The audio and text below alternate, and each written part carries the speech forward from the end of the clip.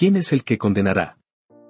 Cristo es el que murió, más aún, el que también resucitó, el que además está a la diestra de Dios, el que también intercede por nosotros. Romanos 8, 34. La más terrible alarma que puede perturbar a un hombre razonable es el miedo a ser condenado por el juez de todo. Cuán espantoso es ser condenado ahora por Dios. Ser condenado por Él en el último gran día, cuán terrible. Con justa razón se debilitaron los lomos de Belsasar cuando la escritura trazada sobre la pared le condenaba como habiendo sido pesado en balanza y hallado falto, y con razón la conciencia del hombre convicto puede ser comparada a un pequeño infierno cuando la ley pronuncia la sentencia en contra suya en su tribunal inferior de justicia, por cuenta de su vida pasada. No conozco una mayor angustia que la que es generada por la sospecha de condenación en la mente del creyente. No le tenemos miedo a la tribulación, pero le tenemos pavor a la condenación. No nos avergonzamos cuando somos condenados injustamente por los hombres, pero la simple idea de ser condenados por Dios hace que, como Moisés, estemos espantados y temblando. La simple posibilidad de ser encontrados culpables en el gran tribunal de Dios es tan alarmante para nosotros que no podemos descansar hasta ver que ha sido eliminada. Cuando Pablo elevó una amorosa y agradecida oración por Onesíforo, no podía pedir para él otra cosa que concédale el Señor que halle misericordia cerca del Señor en aquel día. Sin embargo, aunque la condenación es el más fatal de todos los males, el apóstol Pablo se atreve a preguntar en el santo ardor de su fe, ¿quién es el que condenará? Reta a la tierra y al infierno y al cielo. En la justificable temeridad de su confianza en la sangre y justicia de Jesucristo alza su mirada a la excelente gloria y al trono del Dios Trino y aún en presencia de aquel ante quien ni aun los cielos son limpios y quien, notó necedad en sus ángeles, se atreve a decir, ¿quién es el que condenará? ¿Por cuál método Pablo, que tenía una conciencia tierna y despierta, fue completamente liberado de todo temor de condenación? Ciertamente no fue por alguna reducción en la enormidad del pecado. Entre todos los escritores que han hablado alguna vez del mal de pecado ninguno ha arremetido contra él más apasionadamente ni nadie lo ha lamentado más sinceramente desde lo más profundo de su alma, que el apóstol. Él declara que es sobremanera pecaminoso. Nunca lo encuentra sugiriendo disculpas o atenuaciones, no mitiga el pecado ni sus consecuencias. Es muy claro cuando habla de la paga del pecado y de lo que sigue como consecuencia de la iniquidad. No buscó esa falsa paz que proviene de considerar la transgresión como una nimiedad, de hecho fue un gran destructor de tales refugios de mentiras. Ten la seguridad, querido oyente, que no alcanzarás nunca una bien sustentada liberación del temor de la condenación procurando hacer que tus pecados figuren poco. Esa no es la manera, es mucho mejor sentir el peso del pecado hasta que oprima tu alma que estar libre de la carga por presunción y dureza de corazón. Tus pecados son condenables y tienen que condenarte a menos que sean expiados por el grandioso sacrificio por el pecado. El apóstol tampoco apaciguó sus miedos por medio de una confianza en algo que él mismo hubiese sentido o hubiese hecho. Lean íntegramente el pasaje y no encontrarán ninguna alusión personal. Si Pablo está seguro de que nadie puede condenarle, no es porque haya orado, ni porque se haya arrepentido, ni porque haya sido el apóstol de los gentiles, ni porque haya sufrido muchos azotes y sobrellevado mucho por causa de Cristo. No da ningún indicio de haber obtenido la paz por cualquiera de estas cosas, sino que en el espíritu humilde de un verdadero creyente en Jesús edifica su esperanza de seguridad en la obra de su Salvador. Sus razones para regocijarse porque no hay condenación recaen todas en la muerte y en la resurrección, en el poder y la intermediación de su bendito sustituto. Él mira completamente fuera de sí mismo, pues allí podía haber miles de razones para la condenación, y mira a Jesús que hace que la condenación sea imposible y luego lanza el reto con exultante confianza. ¿Quién acusará a los escogidos de Dios? Y se atreve a preguntar a los hombres y a los ángeles y a los demonios, sí, y al propio grandioso juez, ¿quién es el que condenará? Ahora bien, como no es algo raro que los cristianos sumidos en un débil estado mental, abrumados por las dudas y hostigados por las preocupaciones, sientan que la fría sombra de la condenación enfría sus espíritus, quisiera hablarles a ellos esperando que el buen espíritu consuele sus corazones. Querido Hijo de Dios, no debes vivir bajo el miedo de la condenación, pues ahora ninguna condenación hay para los que están en Cristo Jesús, y Dios no quiere que tengas miedo de aquello que no puede llegarte nunca. Si no eres un cristiano, no te demores hasta que hayas escapado de la condenación aferrándote a Cristo Jesús. Pero si en verdad has creído en el Señor Jesús, no estás bajo condenación y no puedes estarlo nunca, ya sea en esta vida o en la vida venidera. Déjame ayudarte refrescando tu memoria con esas preciosas verdades relativas a Cristo que muestran que los creyentes han sido exonerados delante del Señor. Que el Espíritu Santo las aplique a sus almas y les dé reposo. Primero, como creyente tú no puedes ser condenado porque Cristo ha muerto. El creyente tiene a Cristo como su sustituto, y su pecado ha sido colocado sobre ese sustituto. El Señor Jesús fue hecho pecado por su pueblo. Jehová cargó en él el pecado de todos nosotros, habiendo él llevado el pecado de muchos. Ahora, por su muerte, nuestro Señor Jesús ha sufrido el castigo de nuestro pecado y ha satisfecho a la justicia divina. Observen, entonces, el consuelo que eso nos proporciona. Si el Señor Jesús ha sido condenado por nosotros, ¿cómo podemos ser condenados? Mientras la justicia sobreviva en el cielo y la misericordia reine en la tierra, no es posible que un alma que ha sido condenada en Cristo sea condenada también en sí misma. Si el castigo ha sido impuesto a su sustituto, no es consistente ni con la misericordia ni con la justicia que el castigo sea infligido una segunda vez. La muerte de Cristo es una base de confianza que basta por sí sola para todo aquel que cree en Jesús, puede saber con toda certeza que su pecado es quitado y que su iniquidad es cubierta. Pon tu mirada en el hecho de que tienes un sustituto que ha soportado la ira divina en tu lugar y no conocerás ningún miedo de condenación. Jehová alzó su vara, oh Cristo, y cayó sobre ti. Tú fuiste severamente golpeado por tu Dios. Y no hay ni un solo azote para mí. Queridos hermanos, observen quién fue el que murió, pues esto les ayudará. Cristo Jesús, el Hijo de Dios, murió, el justo por los injustos. Quien fue su Salvador no era un mero hombre. Los que niegan la deidad de Cristo son consistentes en rechazar la expiación. No es posible sostener una apropiada propiciación vicaria por el pecado a menos que sostengas que Cristo era Dios. Aunque una persona pudiera sufrir por otra, con todo, los sufrimientos de un hombre pudieran dejar sin satisfacción los de millones de hombres. ¿Qué eficacia pudiera haber en la muerte de una persona inocente para quitar las transgresiones de una multitud? No, la razón es que el que cargó con nuestros pecados sobre el madero era Dios sobre todo, bendito por siempre. El que permitió que sus pies fueran clavados al madero no era otro sino el mismo Verbo que era en el principio con Dios, y que también era Dios, porque el que inclinó su cabeza a la muerte no era otro que el Cristo, quien es la inmortalidad y la vida. Su muerte tenía eficacia para quitar los pecados de todos aquellos por quienes murió. Cuando pienso en mi Redentor y recuerdo que Él mismo es Dios, yo pienso que si asumió mi naturaleza y murió, entonces en verdad mi pecado ha sido quitado. ¿Puedo confiar en eso? Yo estoy seguro de que si aquel que es infinito y omnipotente ofreció una satisfacción por mis pecados, no necesito preguntar en cuanto a la suficiencia de la expiación, pues ¿quién se atrevería a sugerir algún límite a su poder? Lo que Jesús hizo y sufrió tiene que ser igual a cualquier emergencia. Si mis pecados fueran incluso más grandes de lo que son, su sangre puede emblanquecerlos más que la nieve. Si Dios encarnado murió ocupando mi lugar, mis iniquidades han sido limpiadas. Además, recuerden quién fue el que murió, y tengan otra visión de él. Fue Cristo, que traducido quiere decir, el ungido. El que vino para salvarnos no vino sin que fuera enviado o comisionado. Él vino por la voluntad de su Padre, diciendo, he aquí que vengo, oh Dios, para hacer tu voluntad, como en el rollo del libro está escrito de mí. Él vino por el poder del Padre, a quien Dios puso como propiciación por nuestros pecados. Él vino con la unción del Padre, diciendo, el Espíritu del Señor está sobre mí. Él era el Mesías enviado por Dios. El cristiano no tiene por qué tener temor de condenación cuando ve que Cristo muere en su lugar, porque Dios mismo estableció que Cristo muriera, y si Dios mismo arregló el plan de la sustitución y designó al sustituto, no puede repudiar la obra vicaria.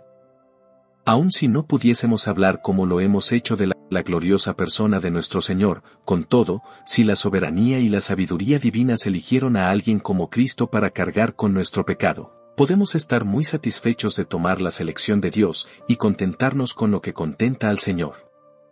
Además, creyente, el pecado no puede condenarte porque Cristo murió. Sus sufrimientos, no lo dudo, fueron vicarios mucho antes de que viniera a la cruz, pero aún así la sustancia del castigo merecido por el pecado era la muerte, y fue cuando Jesús murió que terminó la prevaricación, puso fin al pecado, expió la iniquidad y trajo la justicia perdurable. La ley no podía ir más allá de su propia sentencia capital, que es la muerte. Este fue el terrible castigo pronunciado en el huerto: el día que de él comieres, ciertamente morirás. Cristo murió físicamente, con todos los concomitantes de ignominia y dolor, y su muerte interior, que fue la parte más amarga de la sentencia, fue acompañada por la pérdida del semblante de su Padre y por un horror inenarrable. Él descendió al sepulcro y por 3 días y 3 noches durmió en el interior de la tumba, muerto realmente. Aquí está nuestro gozo: nuestro Señor ha sufrido el extremo castigo y ha dado sangre por sangre, y vida por vida. Él pagó todo lo que estaba pendiente, pues ha pagado con su vida. Él se entregó por nosotros, y cargó con nuestros pecados en su propio cuerpo sobre el madero, de manera que su muerte es la muerte de nuestros pecados. Cristo es el que murió. No hablo de estas cosas haciendo gala de adornos verbales, sino que les doy la doctrina desnuda. Que el Espíritu de Dios aplique estas verdades a sus almas, y ustedes verán que no puede haber ninguna condenación en contra de aquellos que están en Cristo. Es muy cierto, amados, que la muerte de Cristo debe de haber sido eficaz para quitar los pecados que fueron puestos sobre él. No es concebible que Cristo muriera en vano, quiero decir, no es concebible sin blasfemia, y yo espero que no caigamos en eso. Él fue designado por Dios para llevar el pecado de muchos, y aunque él mismo era Dios, con todo, él vino al mundo y tomó sobre sí la forma de un siervo y cargó con esos pecados, no meramente en dolor sino en la muerte misma, y no es posible que sea derrotado o que se vea decepcionado en su propósito. El propósito de la muerte de Cristo no se verá frustrado ni en una jota o tilde. Jesús verá el fruto de la aflicción de su alma, y quedará satisfecho.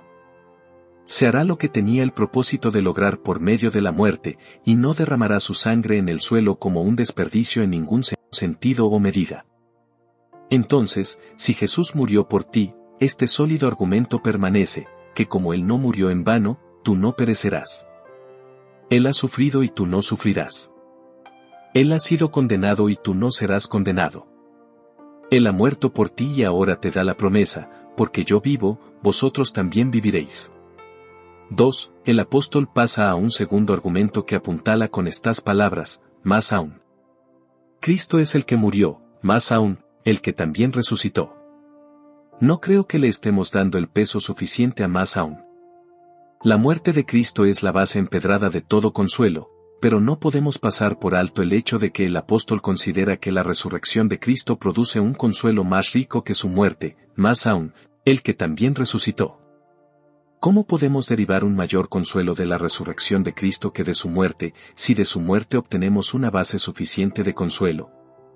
Yo respondo que la resurrección de nuestro Señor denotaba la total absolución de todo el pecado que fue cargado sobre él. Una mujer está abrumada por las deudas, ¿cómo será liberada de sus pasivos? Un amigo, movido por el gran amor que le tiene, se casa con ella. Tan pronto se realiza la ceremonia del matrimonio, por ese mismo hecho ella ha sido eximida de toda deuda, porque sus deudas son ahora de su esposo, y al tomarla a ella él toma todas sus obligaciones. Ella puede recibir consuelo de ese pensamiento, pero está mucho más tranquila cuando su amado visita a los acreedores, paga todo y le lleva los recibos. Primero, ella es confortada por el matrimonio que la alivia legalmente de su responsabilidad, pero descansa mucho más cuando su propio esposo queda libre de toda la responsabilidad que asumió. Nuestro Señor tomó nuestras deudas, en la muerte las pagó, y en la resurrección borró el registro. Por su resurrección quitó el último vestigio de cargo en contra nuestra, pues la resurrección de Cristo fue la declaración del Padre de que estaba satisfecho con la expiación del Hijo. Como lo expresa el autor del himno: el Señor en verdad ha resucitado. Entonces la justicia ya no pide nada más. La misericordia y la verdad se han puesto ahora de acuerdo. Aunque antes se oponían. En su prisión de la tumba el rehén y fianza de nuestras almas habría estado confinado hasta esta precisa hora a menos que la satisfacción que él ofreció fuera satisfactoria para Dios, pero siendo plenamente aceptado, fue liberado de las ataduras y todo su pueblo es así justificado. ¿Quién es el que condenará? Cristo es el que murió, más aún, el que también resucitó. Observen adicionalmente que la resurrección de Cristo indicó nuestra aceptación ante Dios. Cuando Dios le levantó de los muertos dio testimonio por medio de ello de que había aceptado la obra de Cristo, pero la aceptación de nuestro representante es nuestra aceptación. Cuando el embajador francés fue despedido de la corte de Prusia eso significaba que la guerra estaba declarada, y cuando el embajador fue recibido de nuevo, la paz fue restablecida. Cuando Jesús fue tan acepto a Dios que resucitó de los muertos, cada uno de los que creemos en él fue aceptado también por Dios, pues lo que fue hecho a Jesús fue en efecto hecho a todos los miembros de su cuerpo místico. Con él estamos crucificados, con él estamos sepultados, con él hemos resucitado y en su aceptación somos aceptos. ¿Acaso su resurrección no indicaba también que había cumplido con la totalidad del castigo, y que su muerte era suficiente? Supongan por un instante que 1800 y pico de años hubiesen transcurrido y que todavía dormitara en la tumba. En tal caso habríamos podido creer que Dios había aceptado el sacrificio vicario de Cristo y que le resucitaría finalmente de los muertos, pero habríamos tenido nuestros miedos. Pero ahora tenemos ante nuestras miradas un signo y una señal tan consoladores como el arco iris en el día de la lluvia, pues Jesús ha resucitado, y es claro que la ley no puede exigirle nada más. Vive ahora por una nueva vida, y la ley no tiene ningún reclamo en contra suya. Aquel contra quien el reclamo fue presentado ha muerto y su vida presente no es una vida contra la cual la ley pueda presentar una demanda. Lo mismo sucede con nosotros, la ley tenía reclamos contra nosotros antes, pero somos nuevas criaturas en Cristo Jesús. Hemos participado en la vida resucitada de Cristo y la ley no puede exigir castigos por nuestra nueva vida. La simiente incorruptible en nuestro interior no ha pecado pues es nacida de Dios. La ley no puede condenarnos ya que hemos muerto para ella en Cristo y estamos más allá de su jurisdicción. Dejo con ustedes este bendito consuelo. Su fianza ha saldado la deuda por ustedes y siendo justificado en el Espíritu, ha salido del sepulcro. No pongan una carga sobre ustedes por su incredulidad. No aflijan a su conciencia con obras muertas, sino vuélvanse a la cruz de Cristo y busquen una revivida conciencia de perdón por medio del lavamiento de la sangre. 3. Ahora debo proseguir al tercer punto sobre el que insiste el apóstol. El que además está a la diestra de Dios. Tengan en cuenta todavía que lo que Jesús es, su pueblo también lo es, pues son uno con él. Su condición y posición son típicas de las suyas. El que además está a la diestra de Dios. Eso significa amor, pues la diestra es para los amados. Eso significa aceptación. ¿Quién se sentará a la diestra de Dios sino alguien que es amado por Dios? Eso significa honor. ¿A quién de los ángeles le ha dado el sentarse a su diestra? ¿El poder está implicado también? No puede decirse de ningún querubín ni de ningún serafín que esté a la diestra de Dios. Cristo, entonces, que una vez sufrió en la carne, está a la diestra de Dios en amor y en aceptación y en honor y en poder. Entonces vean la fuerza de la interrogación, ¿quién es el que condenará? Puede hacerse evidente de una doble manera. ¿Quién podría condenarme mientras tenga un amigo como ese en la corte? Mientras mi representante se siente cerca de Dios, ¿cómo puedo ser condenado? Pero, a continuación, yo estoy donde Él está, pues está escrito, y asimismo nos hizo sentar en los lugares celestiales con Cristo Jesús. ¿Pueden suponer que sea posible condenar a uno que ya está a la diestra de Dios? La diestra de Dios es un lugar tan cercano, tan eminente, que uno no puede suponer que un adversario presente allí una acusación en contra nuestra. Sin embargo, allí está el creyente en su representante y ¿quién se atrevería a acusarle? Le fue achacado a Amán como su peor crimen que buscara maquinar la muerte de la propia reina Esther, tan amada por el corazón del rey. ¿Y acaso cualquier enemigo podría condenar o destruir a quienes son más amados por Dios de lo que Esther fuera jamás por Asuero, pues se sientan a su diestra, vital e indisolublemente unidos a Jesús? Supón que realmente estuvieras a la diestra de Dios, ¿tendrías entonces algún miedo de ser condenado? ¿Crees que los espíritus relucientes delante del trono sienten algún temor de ser condenados, aunque antes fueron pecadores como tú mismo? No, dices tú, yo tendría una confianza perfecta si estuviera allí. Pero tú estás allí en tu representante. Si crees que no estás, voy a hacerte esta pregunta: ¿quién nos separará del amor de Cristo? ¿Acaso está dividido Cristo? Si tú eres un creyente, tú eres uno con Él y los miembros tienen que estar donde está la cabeza. Mientras no condenen a la cabeza, no pueden condenar a los miembros. ¿No queda claro eso? Si tú estás a la diestra de Dios en Cristo Jesús, ¿quién es el que condenará? Que condenen a esas huestes vestidas de blanco que por siempre rodean el trono de Dios y arrojan sus coronas a sus pies, que intenten eso, digo yo, antes de que acusen al más insignificante creyente en Cristo Jesús. 4. La última palabra que el apóstol nos da es: el que también intercede por nosotros. Esta es otra razón por la que el miedo a la condenación no debería pasar nunca por nuestra mente si en verdad hemos confiado nuestras almas a Cristo, pues si Jesús intercede por nosotros, tiene que asegurarse de interceder para que no seamos condenados nunca. Él no dirigiría su intercesión a puntos menores sin prestar atención a los mayores. Padre, aquellos que me has dado, quiero que donde yo estoy, también ellos estén conmigo. Incluye el hecho del perdón de todos sus pecados, pues no podrían ir allí si sus pecados no fuesen perdonados. Tengan la seguridad de que un Salvador intercesor asegura la absolución de su pueblo. Reflexionen en que la intercesión de nuestro Señor tiene que ser prevalente. No se puede suponer que Cristo pida en vano. Él no es ningún humilde peticionario a la distancia que, con gemido y suspiro, pide lo que no merece, sino que llevando el pectoral que destella con las joyas que exhiben los nombres de su pueblo y presentando su propia sangre como una expiación infinitamente satisfactoria para el propiciatorio de Dios, argumenta con incuestionable autoridad. Si la sangre de Abel, clamando desde la tierra, fue oída en el cielo haciendo descender la venganza, mucho más la sangre de Cristo, que habla de detrás del velo, asegura el perdón y la salvación de su pueblo. El argumento de Jesús es indisputable y no puede hacerse a un lado. Él argumenta esto: yo sufrí ocupando el lugar de ese hombre. ¿Puede negar ese argumento la infinita justicia de Dios? Por tu voluntad, oh Dios, yo me entregué como sustituto de estos que son mi pueblo. ¿No quitarás el pecado de aquellos cuyo lugar ocupé? ¿Acaso no es esta una buena argumentación? Está el pacto de Dios para eso, está la promesa de Dios para eso, y está el honor de Dios involucrado en eso, de tal manera que cuando Jesús argumenta, no es solo la dignidad de su persona la que tiene peso, y el amor que Dios siente por su unigénito, que es igualmente de peso, pero su reclamo es abrumador y su intercesión es omnipotente. ¿Cuán a salvo está el cristiano puesto que Jesús vive siempre para hacer intercesión por él? ¿Me he encomendado a sus amadas manos?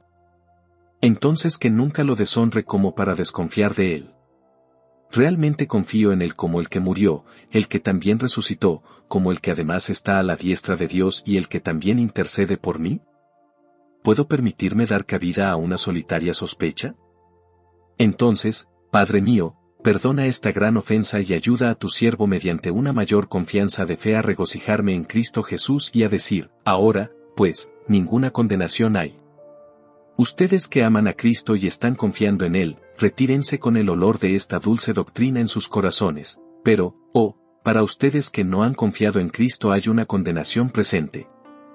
Ustedes ya han sido condenados porque no han creído en el Hijo de Dios, y hay una condenación futura para ustedes, pues viene el día, el terrible día cuando los impíos serán como estopa en el fuego de la ira de Jehová. La hora se apresura cuando el Señor ajustará el juicio a cordel y a nivel la justicia, y barrerá con los refugios de mentiras. Ven, pobre alma, ven y confía en el crucificado, y vivirás, y te regocijarás con nosotros porque nadie puede condenarte.